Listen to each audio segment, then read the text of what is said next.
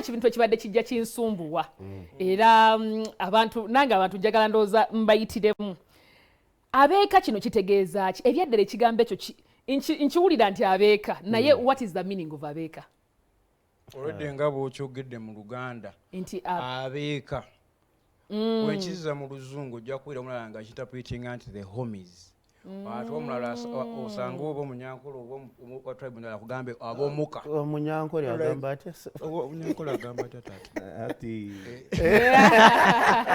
ati the homies ab'ewaka. It's actually a sense of belonging. Tuva waka. Tuva wano. Uganda.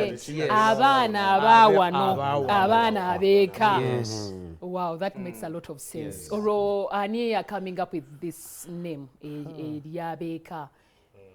Kwali kubaganya birowoozo nnyo naye omukulu atuddemu side zaawaawaawo bamuyita Sebulime Michael. Yes. Yeah, coming up n'erinnya mu birowoozo ebyenjawulo bye twalina. Michael mumuleseewo. Tugamba Michael alina wali wabweru awo simanyi kyakolayo. Michael muga ayingira studio aliwa. Katirajje. Atunnyonnyole bulungi. Atunnyonnyole. Yeah, so bado kyatugamba nti ye coming up with that. Coming up with that. Mumanya gonna ge twalina ne tulabanga kino. Kikola. Kubanga twali twagala otandika n'emizigo tukolera omuwulira. Yeah. Tali munyo Luzungu twayagala tusooke tunyikize ekyawano Simba wakati, and that is one thing I love about your band.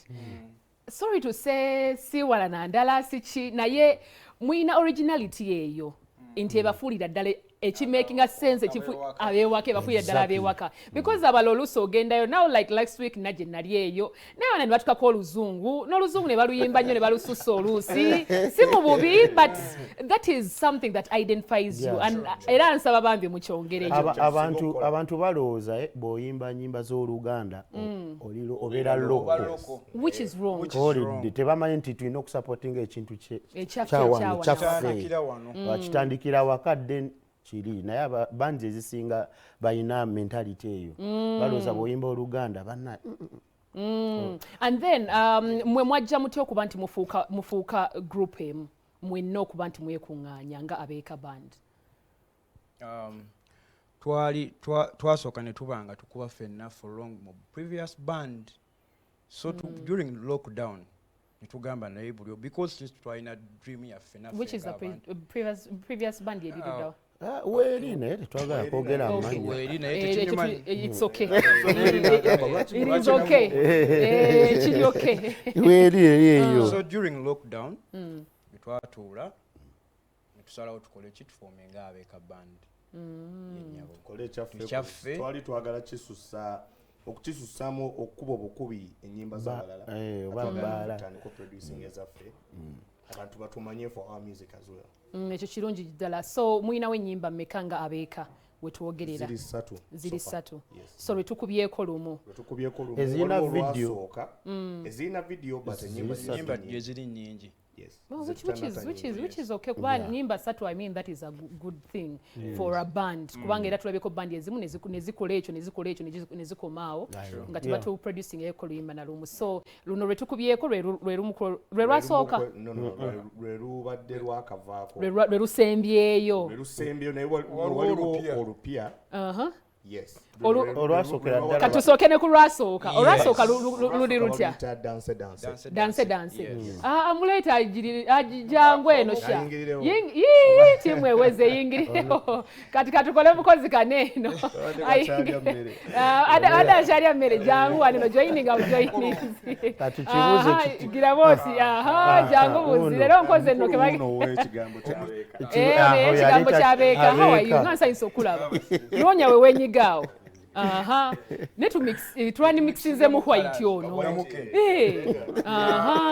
kati ekyo kikola tutambulira kakati ntandikidde ku gwe yaleeta ekigambo ky'Abeeka tozaayo muzindaalo oyina omuzindaalo gwe yatandika ekigambo ky'Abeeka ekyo kyali kitya ekintu ekyo kibesinga ku kigambo nti tuli baawano tuli bannayuganda ffenna twazaalibwa wano so n'ekigambo Abeeka relating amangu we play the melodies of Ugandan music perfectly ndaba ne tunonya n'erinnya eri connectinga n'abantu libana acceptingirawo ne ba acknowledging nti bana abaana baawano amanya mpozi gwange nze Michael Sebulime mbamweddira ki neddira Nnyonyi Nyange mubala ki njakubirako ku muzeeyi wange muzeeyi tujja mubuuzaaka wotobadde nonno bano baŋŋambye nti gwaddako okuwasa simanyi oba mbaga yakubiri oba mukama atuteremu obwangu temuwakana simwaba byogedde nsaze kigambo tonnaba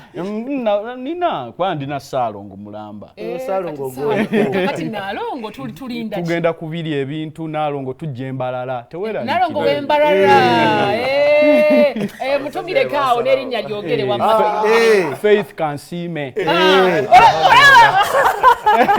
batidde nga bagamba bale kwogera linnya lya munno tewali buzibu bwonna wamma feeyi tukwagala nnyo fe bamulamu kale kati nzize buwo mumpereko ku muzindalo. How are you? I'm okay. How are you? Amanya nze Muhumuza Trevor. Wotobadde Trevor bantegezezza nti ate gwe mu bandi yonna gwasinga okumanya amazina.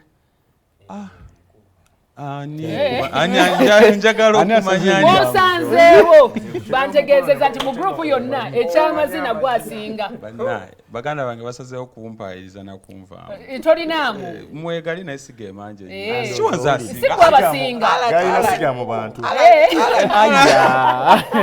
okubye nnyo ssebo bakulina kale kakati bwe mutuukidde nga waliwo akayimba ke twagala mutuweemuko ke kali akasooka before abeeka ne before kana akapya kati musoke mutuweemu kali eri abantu bakawuliremu danse kone ndongo ene ndongo ewooma abaana beeka banatuulira danse kone ndongo ene ndongo ewooma abaana beeka banatuulira